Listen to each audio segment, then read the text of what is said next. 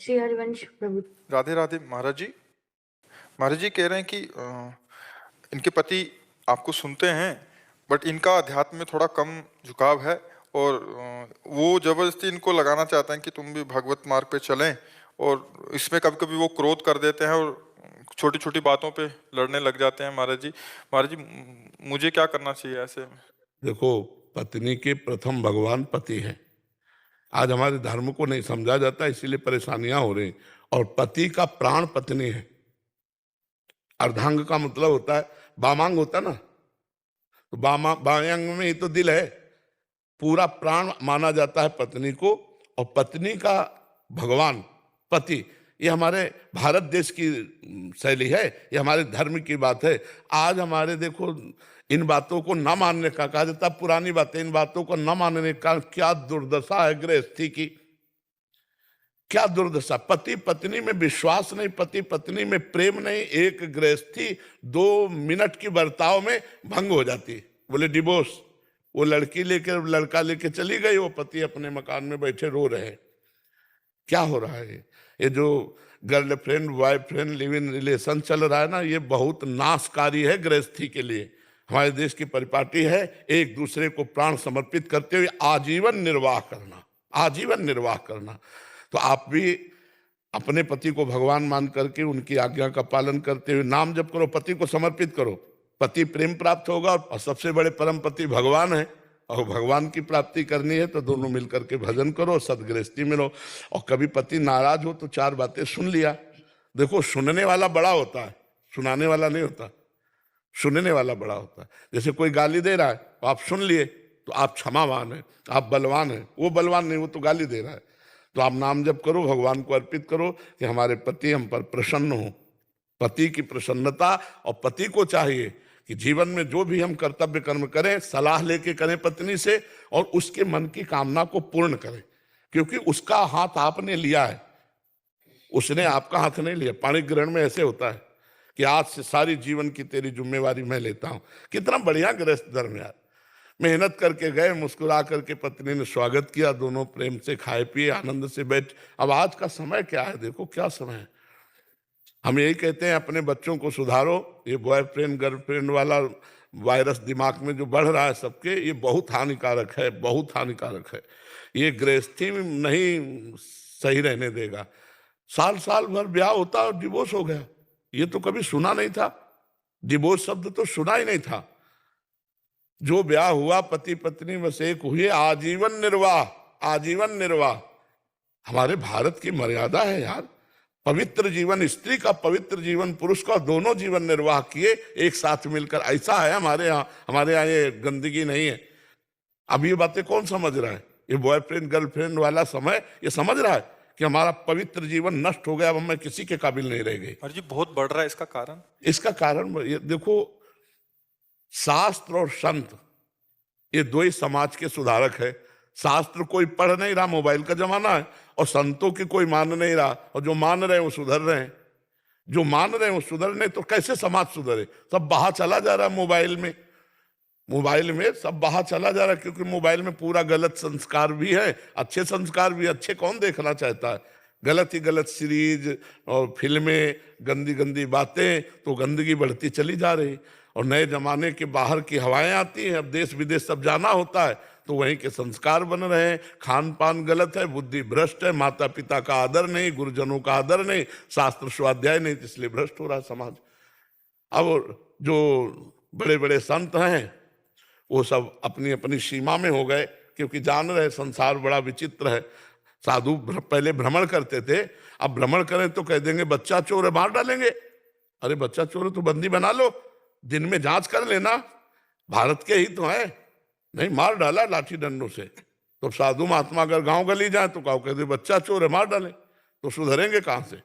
समाज सुधरेगी संतों के वचन से, शास्त्र स्वाध्याय से, अच्छे आचरण से। अच्छे आचरण कहां से आएंगे जब तक अच्छा संग नहीं होगा? और संग है वही कुसंग, गंदी बातें हैं। तो हमें लगता है कि गृहस्थी बड़ी समस्या में है। ब्याह हुआ, पति पत्नी में प्रेम नहीं, पत्नी दूसरे को प्यार करती, पति दूसरे को प्यार। कैसे गृहस्थी चलेगी? कैसे कुल परंपरा चलेगी? कैसे संतान चलेगी? आप विचार करके देखो। तो इसलिए हमें लगता है कि अगर माता पिता भी और बच्चे दोनों सुधरना चाहें तो बहुत अच्छी बात है। हमारा समाज उन्नति को प्राप्त हो, नहीं तो अवनति को प्राप्त हो रहा है, बहुत अवनति को। आप बच्चों के सामने जो बातें कर रहे हैं उनका संस्कार पड़ रहा है, आप बच्चों के सामने जो नशा कर रहे हैं संस्कार पड़ रहा है। आप जैसे संस्कारों से युक्त होकर गर्भ धारण कराएंगे वैसे बच्चा पैदा होगा। आपके संस्कार ठीक नहीं तो बच्चों के संस्कार कहाँ से ठीक हो जाएंगे। जब गर्भ में बच्चा आ जाए उस दिन से ब्रह्मचर्य रहना चाहिए गृहस्थी को। जब तक बच्चा ना हो जाए और समय ना आवे तब तक उसे ब्रह्मचर्य कौन रहता है। तो बच्चों के संस्कार वही काम के वही गंदे संस्कार पड़ेंगे, क्योंकि जैसे माता पिता के संस्कार वही बच्चों में जाते हैं। तो इसलिए सुधार हो, नाम जप करें, अच्छे से चले, सब विश्व पूरा मंगलमय रहे। भावना तो यही, सर्वे भवन्तु सुखिनः सर्वे सन्तु निरामया सर्वे भद्राणि पश्यन्तु माँ कश्चित् दुख भाग भवेत। लेकिन हमारे अकेले कहने से नहीं होगा, आप भी सुधरो तब होगा। वैसे काफी सुधार भी हो रहा है, सुनते हैं। महाराज जी, आज तक ये बातें किसी ने नहीं बताई जो आपसे हमें पता लग रही जी। हैं, और 45 साल 40 साल हो गए हैं, ये किसी को ये बातें पता नहीं होती जी। जी। महाराज आपके माध्यम से पूरा विश्व मंगलमय हो रहा है जी, इससे ज्यादा कुछ नहीं। हाँ, कोशिश यही कर रहे हैं कि जो जो बात गुरुजनों से मिली, संतों से मिली, हमारे समाज को पहुंचे, समाज जागृत हो, गंदे आचरणों से बचे। और इसमें मंगल नहीं है। जैसे मानो एक बच्चा है, अब वो गंदे आचरण कर रही है या कर रहा है, अब उसे ब्लैकमेल किया गया, अब वो किसे कहे, घर में कहेगा तो काट डाले जाएंगे, घर वाले ऐसा कह रहे हैं, अब वो ब्लैकमेल में गिरते चले जाते हैं, फिर उसको करने का रास्ता नजर आ जाता है। कई बच्चे तो इस बात में बच्चियां कर ले। हमें लगता है माता पिता को थोड़ा मित्रवत व्यवहार करना चाहिए, एक काट डालने मार डालने वाली बातें नहीं करनी चाहिए। उनको कहना चाहिए कि देखो हम आप पिता पुत्र तो हैं लेकिन एक दोस्त भी है। अगर तुमसे कोई भी गलती हो जाए तो हमसे बताना, हम तुम्हें बचाएंगे। तुम्हें कुछ भी पसंद आया मुझे बताना, हम तुम्हें वो दिलाएंगे। ऐसे प्यार किया जाता। दिखाओ अच्छा मोबाइल, क्या करते हो, क्या बात करते हो, कहाँ बात करते हो, कैसे मिलते हो। तो बच्चे को लगेगा कि अगर हमसे कोई गलती हुई है और हमें कोई ब्लैकमेल कर रहा है तो हम अपने पापा से कह सकते हैं।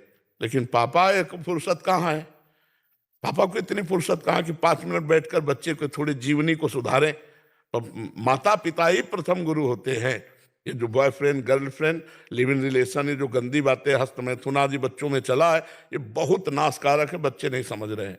और अगर इससे सुधार हो जाए तो स्मृति प्रवीण हो जाए, शरीर बलवान हो जाए, आगे चल करके परिपक्व हो जाएंगे। कई बार हम कहते हैं, आप किसानी को जानते हैं, खेती, जब गेहूं गलेथ में होता है, गलेथ का मतलब बाली निकलने वाली होती है, अगर उस समय काट लिया जाए तो एक दाना नहीं मिलेगा।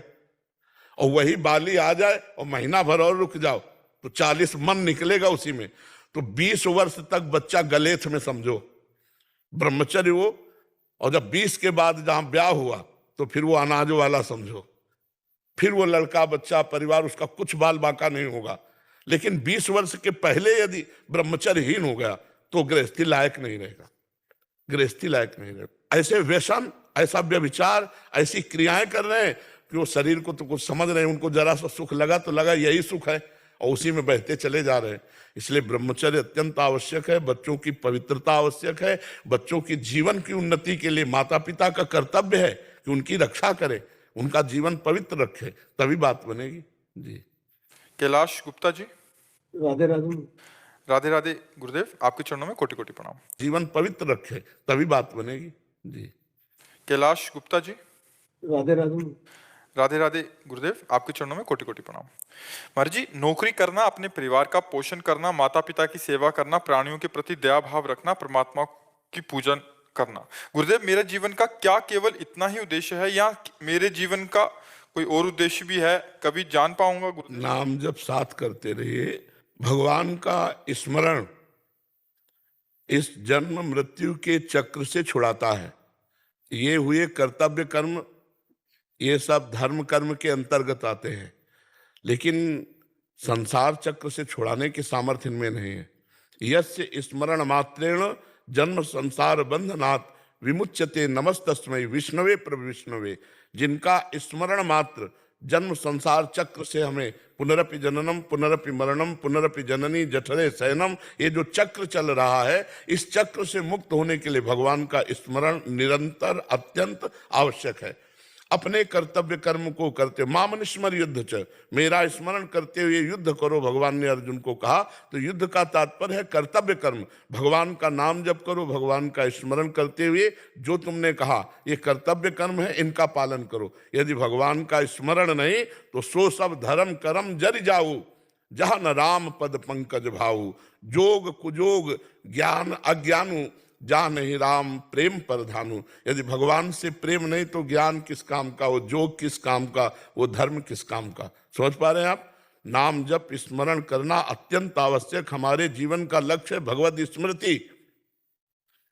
अगर भगवत स्मृति विहीन जीवन है तो किसी काम का जीवन नहीं है, चाहे कोई भी हो। भगवत स्मृति ही खास बात है।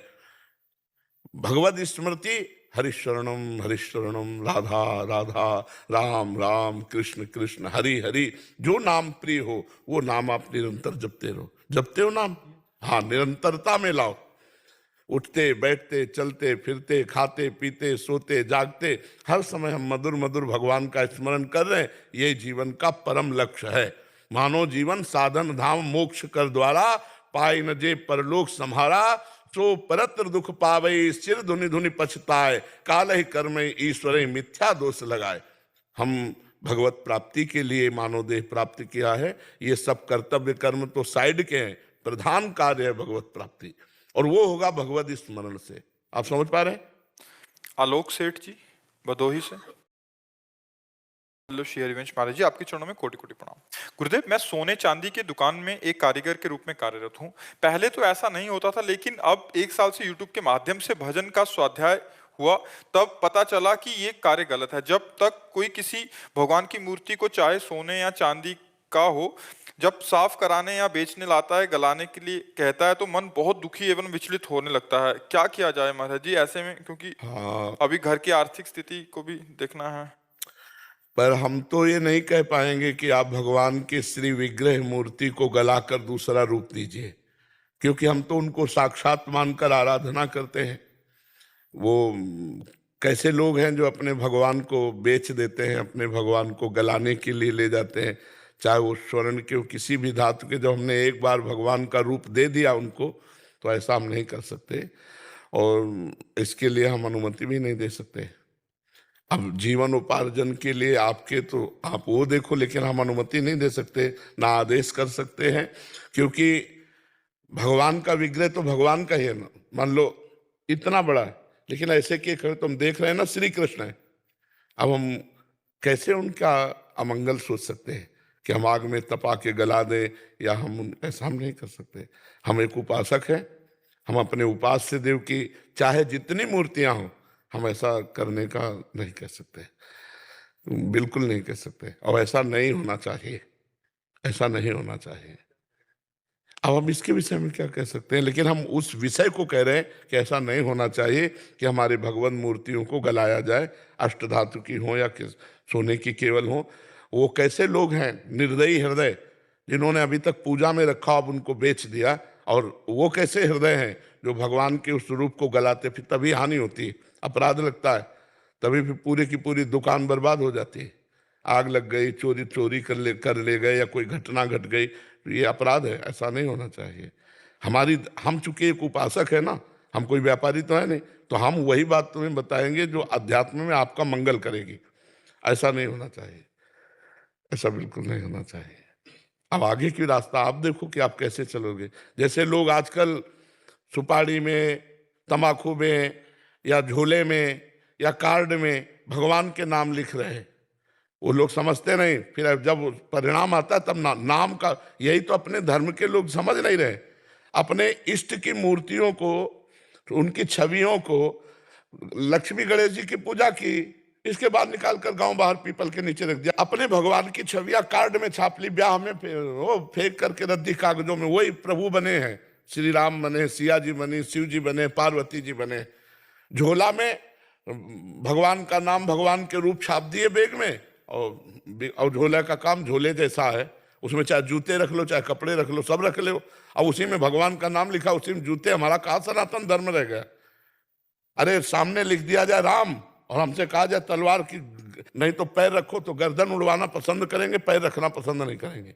और ईंट में लिख दिया ईंट में नाम लिख दिए भगवान के और वही लेटरिंग में लग रहे हैं, वही बाथरूम में लग रहे हैं। कहाँ? इसलिए बुद्धि भ्रष्ट होती चली जा रही। कहाँ लोग समझ पा रहे हैं कि अपराध बन रहे हैं? तभी तुमको लौकिक उन्नति कोई उन्नति है? अरे ऐसे हाइलोजन की तरह प्रकाशित हुए, फ्यूज हो गए, आग लगी, सब नष्ट हो गया, एक्सीडेंट हुआ, पूरा परिवार मर गया, तो तुम्हारे सब रखे के रखे रहेंगे। अपराधों से बचना चाहिए। उनका माइंड रहता है कि महाराज जी मंगल होगा, बट उसके पीछे के अपराध ये समझ। मंगल होगा, भगवान के नाम का अपमान करवा रहे हो, मंगल होगा। ऐसे कैसे मंगल हो जाएगा? तुम्हारे सोचने से मंगल हो जाएगा। आसन में विराजमान करके आरती करते हैं, वही राधा नाम खैनी में तो भी लिखा हुआ है, तो ऐसे खाए और फेंक दिए और जूता में रौंद देते चले जा रहे हैं, तो ये सारा अपराध उस फैक्ट्री वाले को लगेगा। अब फैक्ट्री वाले की जब अपराध का घड़ा भरता है ना, जब तक घड़ा नहीं भरता ना तभी तक हो, जब घड़ा भरता है फिर पता चल जाता है। एक परचून की दुकान थी, तो बेचारा बड़े धर्म से चलता था, तो साइकिल से चलता, नमक रोटी खाता, और सामने हलवाई की दुकान थी, बहुत उसमें मिलावट, सब कार से चलता। तो एक दिन एक संत आए उस गरीब के घर, तो उनका महाराज धर्म श्रेष्ठ है कि अधर्म श्रेष्ठ है? तो उनका धर्म। तो बोले धर्म से चलता हूं तो आपको हम आधा लीटर दूध नहीं पिला सकते, और अधर्म से चलता, कार से चलता है वो। तो बोले आओ बेटा गंगा स्नान करने चलते। गंगा के किनारे ले गए और एक गड्ढा खुदवाया एक आदमी से, और कहा इस पे खड़े हो जाओ। बोले गुरुजी करोगे क्या? बोले चुप रहो, और भर भर के गंगा जल डालते रहे। जब गंगा जल यहां तक आ गया तब कहा महाराज अगर एक घड़ा भी डाल दिया तो मैं मर जाऊंगा। तो बोले ऐसे ही तुम्हारा सामने वाला जब तक घड़ा भर नहीं रहा है तब तक कार से चल लो, जहां पाप का घड़ा भरा तो फिर वो नष्ट हो जाएगा। धर्म से चलने वाला दीपक की तरह जलेगा, लेकिन कुल परंपरागत चलेगा। अधर्म वाला एकदम उठेगा और फ्यूज हो जाएगा, नष्ट हो जाएगा। इसलिए भाई ये भगवान की मूर्तियों की, अब कैसे तुम्हें बताए, विद्वान बनते हैं और भगवान का नाम और गुरु का रूप और भगवान के रूप छाप देते हैं और नालियों में फाड़ के फेंक देते हैं लोग। नहीं वो पोस्टर, हाँ, अब वो नालियों में फेंक दिए। तुम्हारे गुरु की छवि थी, तुम्हारे भगवान की छवि थी, अब ये अपराध नहीं है? और विद्वान बनते हैं ऐसे। अरे अपने इष्ट का सम्मान करना सीखो, इष्ट के नाम का सम्मान करना। तुलसी जाके मुख से धोखे निकसत राम, ताके पग की पगतली मोरे तन की चाम। अपने सनातन धर्म के देवी देवता, इष्ट, नाम, रूप, इनका आदर करना सीखे। अब ऐसे एक सिंहासन में विराजमान है और एक जूते के नीचे जा रहे हैं, मतलब पोस्टर में वही बने हैं राधा कृष्ण, अब वही फाड़ के फेंक दिए। अब कौन संभाल के देखता है कि उनको यमुना जी पधराए, जाके उनको कहीं पवित्र जगह में समाधि दे दे? ऐसा तो नहीं हो रहा।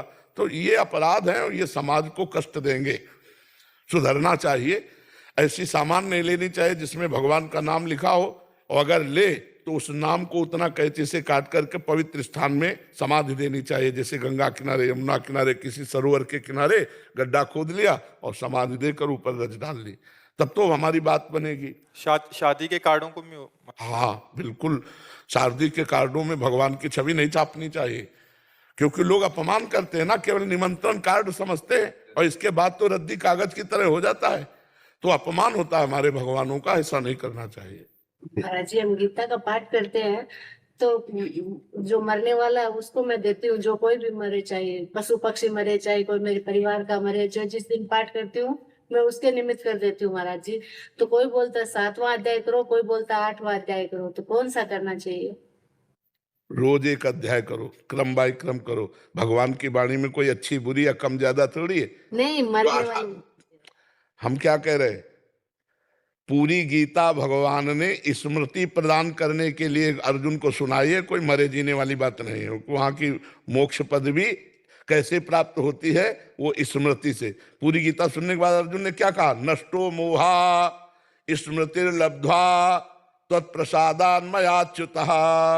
हे अच्युत, आपकी कृपा से मोह नष्ट हो गया, स्मृति प्राप्त हो गई। पूरी गीता भगवत प्राप्ति कराने में समर्थ है। प्रथम अध्याय से लेकर 18वें अध्याय तक रोज क्रम से एक एक अध्याय पाठ करो, और चाहे जिसको दान कर दो, बहुत अच्छी बात है।